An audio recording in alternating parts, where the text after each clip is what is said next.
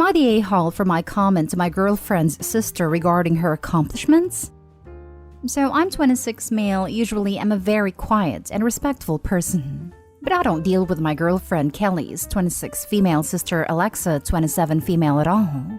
I think she's a crappy person, entitled and just not my cup of tea. Alexa was dating my friend Drew when me and Kelly met. Drew was the one who actually helped me get with Kelly in the first place, so I owe the guy a lot. Drew and Alexa were living together and he was supporting her career. She was in law school and he worked full-time. I didn't find this out till after, but he took out the loans for her to go, along with using his salary to pay their housing and paying for her classes. He was really proud of her budding career. Well, about a year ago, Alexa graduated from law school and within a week, broke up with Drew. Drew was heartbroken, and I was the one who found out most of the dirt about the finances. Alexa used him for 3 years for free school and dumps him a week after she graduates. This caused shockwaves in the family. Her parents were furious and Kelly wasn't a fan of her sister for months, but eventually everyone forgave her and acted like Drew never existed. It pissed me off bad, and I haven't said a word to her sister since. I won't address her whenever I'm forced to be around her. Alexa passed the bar and landed a job, so her parents threw her a celebration. I was asked to attend by Kelly. I refused, kept refusing, but eventually she broke down and said she needed me there. So we went, and I talked to the members of her family alike, mostly my girlfriend's dad. So Alexa got up to give a speech to thank people. So as she was in the middle of thanking different people for the help they gave her, I said, "Don't forget to include Drew," loud enough the whole room heard it. It got really quiet, then her dad cracked up and her mom tried to advance the speech. My girlfriend dragged me outside and tried yelling at me, followed by her mom. The conversation wasn't going well, so I called an Uber and left. My girlfriend is demanding I apologize. I told her I'd apologize when Alexa starts paying Drew back for the debts he is in now. And until then, I wouldn't say a kind word to her sister. And I plan on telling every single guy Alexa dates the story about what she did to Drew. Because as a guy, I'd like to know that info. Am I the a-hole? Now for the top comments. I feel not the a-hole, but you, sir, are the brother and friend everyone needs in life. Tell Drew to take his ex to court. Might be able to get some of the money back. Drew made a decision to take out those loans. That's on him. It would at least smear her name with other attorneys. Drew should sue. Not the a-hole, but it really wasn't your place to do it at a party. But dang, kudos to you for that great line. You know, secretly everyone must have loved it except Alexa. For your own benefit, remember that your girlfriend didn't choose to have Alexa as her sister, but family's family and she's got to live with it. Honestly, I can't believe the parents threw her a party. What she did was so blatantly scummy. Me neither. I called it trashy to my girlfriend and her mom during the fight. Like, why would you celebrate this person? Prestige apparently trumps teaching your kid to be a decent person. Not stay home. Look closely at your girlfriend if she thinks this kind of behavior is okay. Starting to. Her being this supportive of her sister is a huge red flag to me. Next story is titled, "Am I the a-hole for not allowing my girlfriend's sister to move in and changing the locks?" So, a really messy situation. I, 27 male, have been dating my girlfriend Ashton, 26 female, for 2 years and we live in the house that I own. Ashton's finishing up her master's program, so I don't charge her rent. I pay for all the housing expenses, and in return she chips in on groceries, utilities, and some of the household chores. But I pay the lion's share of all household expenses. I'm cool with the situation till she graduates, and we have always communicated well. Until now. So Ashton has a hot and massive sister named Anna, 28 female. Anna's burned most of her bridges with her family.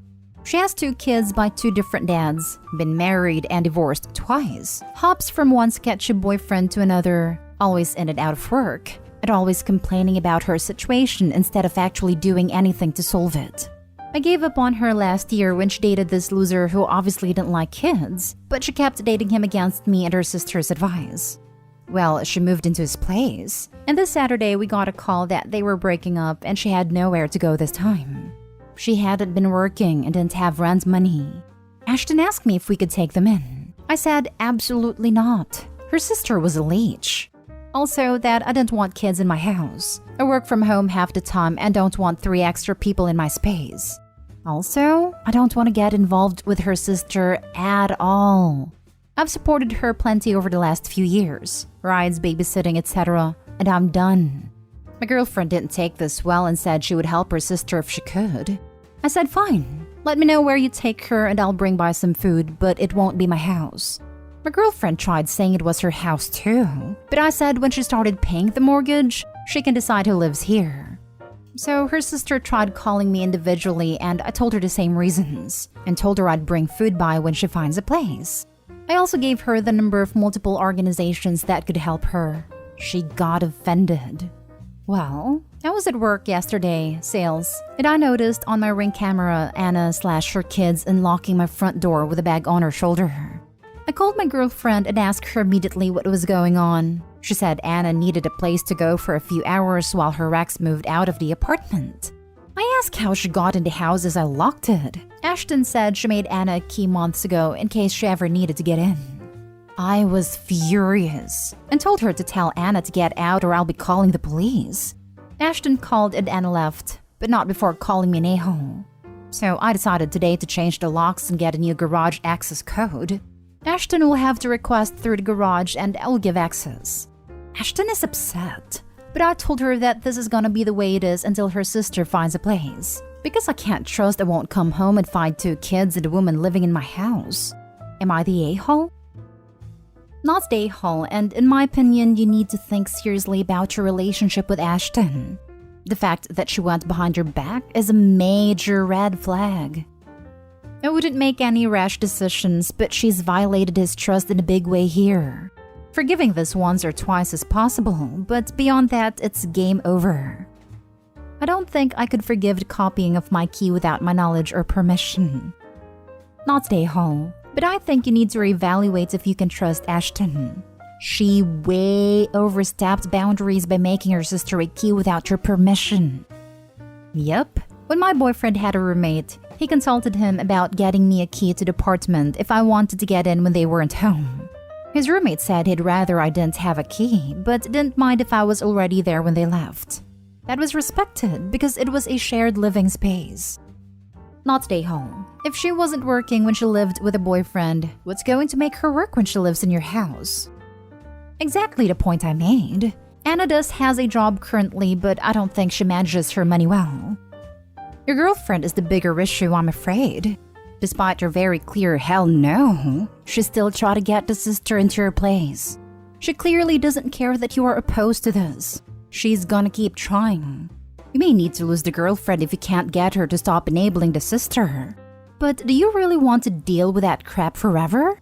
Time to sit down and make it clear. Stop enabling sister or leave. Next story. Am I the a-hole for likely making my mother lose custody of my siblings? In 2018, my mother got married to the man she was cheating on my dad with for years. This already put a serious dent in the relationship I had with her. I moved out shortly after my stepdad moved in since he thought he suddenly owned everything in the house, including my work computer, PlayStation 4, etc. A few months after moving out, my brother, 18, called me in the middle of the night because our stepdad threw him out for stealing money and catching him in possession of hard drugs, all of which were and still are lies. I already had minimal contact with my mother by that point, and the day my brother moved in with me, I was met with a barrage of texts and calls of my stepdad that I had to bring my brother back with the money or else he'd come get him. I told him to shove it and try me. Fast forward until last year, they divorced because, surprise, he stole the money. He was also an alcoholic and an addict, and admitted to planting the substances in my brother's room. After the divorce and getting a restraining order, he started harassing neighbors. Showed up in the garden in the middle of the night to look inside their windows. Showed up at my sister's school. She's 12 at a time. She's still in therapy over this. It was also discovered that he's blacklisted in every bank in the country from starting loans because of massive debt. The relationship with our mother started healing a bit after this. Through our younger brother, we found out she wasn't home for 3 days straight. So my 18-year-old brother called her, and after some beating around a bush, She tells him he's with our ex-stepdad again. My brother hangs up and texts me this. After subduing my rage, I ask my 16-year-old brother and younger sister, now 14, if they still want to live there. They both say no, and I tell my father. About a week later, she served legal documents that state my father is trying to get full custody of my siblings because of my mother's actions. And according to her own lawyer, there's a high chance she'll lose them. She calls me in panic, and I tell her it's her own fault. She starts crying and screaming that I should be happy that she finally found true love. I ask her if it's worth it to lose all of her children over this, and she responds with insults towards me, my brothers, and my now fiancé. I tell her to never contact me again and hang up. I haven't heard from her since, but I've heard from other people that she's heartbroken that she's about to lose her children. But she's also blaming us and telling everyone that her kids don't want her to be happy and are always on their dad's side. Now, I'm not asking whether or not I'm the a-hole for cutting her out of my life. I'm fairly convinced it's the best thing for me personally. But I think I might have gone a little too far in giving my father more ammo, on top of what he already had, to take my siblings from my mother. I think it's the best for them. I just want to look out for them. So am I the a-hole here? Now for the top comments. Not the a-hole. It's great that your younger siblings have someone looking out for them.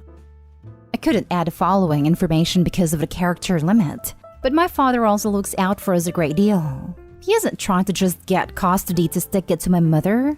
He just can't do much without it going through legal channels, because my mother screwed him over pretty bad during the divorce with lies and things that never happened. Well, your mom is now learning that the truth hurts. You've done nothing wrong. Children need to be protected, and you don't leave them at home alone to fend for themselves. Your sister is still in therapy after what happened when she was 12, and your mom disappears for 3 days to spend it with her abuser? OP, thank you for protecting your younger siblings. They need to get out of there. OP, I saved orphans from a burning building, but the arsonist is upset I spoiled her fun. Am I the a-hole? Just in case I end up at the top, not the a-hole. That actually gave me a good laugh. Thank you. When you put it like that, yeah, screw the arsonist. Sarcasm finally saves the day. I do know the world is messier, and until your father wins, this might get worse. But that doesn't mean you're not doing the right thing. Not to mention, there might be reasons your father didn't have any custody in the first place. Sorry though it might be, please help to make sure this isn't jumping from the frying pan into the fire. Go you. As far as I'm aware, the reasons why my mother got custody is because of a traffic misdemeanor that her lawyers used to label him as a criminal, and some other things that were blatant lies. But she was somehow able to convince the court that these claims were true. Our father let me look at all the legal documents of the divorce during the proceedings, because he thought he owed his children full transparency. I haven't caught him in a single lie on anything. He always tells how it is. He looks like the typical biker dude. Tall, burly, tattoos, but he's an absolute sweetheart that always looks out for his children. He has always taken us before anything else. He even sold his motorcycles for my brother to be able to pay for college as a gift. There's not a single bad bone in his body. Now for the last story. Am I the a-hole for telling my wife that if her sister and brother-in-law need a place to stay, they can live in a camper? My wife and I have been married for 4 years and live on a hobby farm I purchased before we started dating. We have just under 15 acres of land, grow our own food and have some chickens, goats, and pigs. I've also spent a lot of time and money updating and renovating the house, quite a bit of which my wife has helped with over the years. One of the upgrades we did was to redo the guest bedroom and bathroom. It's quite nice. Now, my sister-in-law and her husband recently fell in hard times. From what I've heard, it was about 50% bad luck and 50% bad decisions on her husband's part. As a result, they and their 3 kids are currently living in a motel.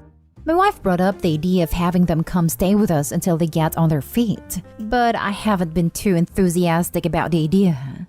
Her idea is to have sister-in-law and husband take the guest room, and the kids can sleep on the couches/cots in the living room. We don't have a 3rd bedroom for the kids. Now, I have always been child-free by choice, just never wanted them. I don't hate them, but also don't necessarily want to live with 3 of them either, especially if it's an open-ended living situation. My counter was to allow them to live in my old pop-up camper I have on a property. It's about 10 years old, but it's in great shape as I store it inside.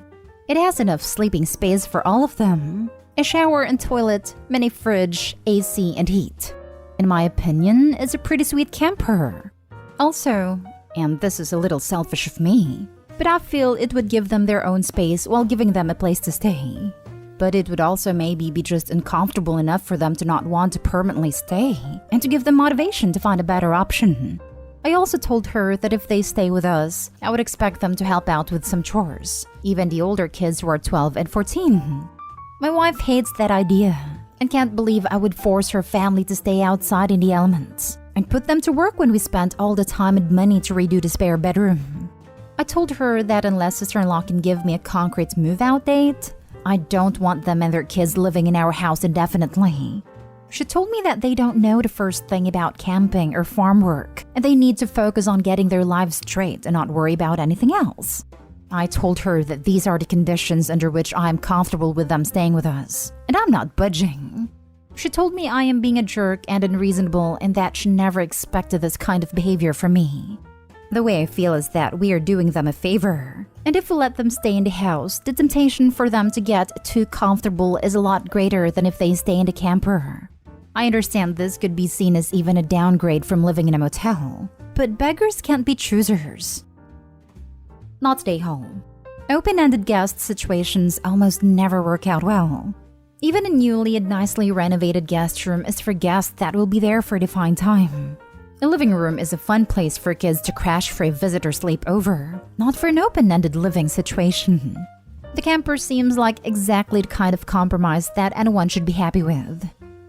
It is a lot of stress and really uncomfortable when you have to finally ask them to leave too. It tends to burn bridges. I am totally on the same page as you about the nice newly renovated guest room. In my family, we joke that we like to make the guest rooms comfortable, but not too comfortable so guests leave. Not stay home. It's a very nice offer, and they aren't in the elements. Beggars choosers, blah blah. Honestly, if I had to stay at someone else's home for an indeterminate amount of time, I'd love to have a camper van. It's nice not having to be at attention all the time with your host, and to have your own space where you don't feel like you're bothering them. Not having to share facilities for everything is much better.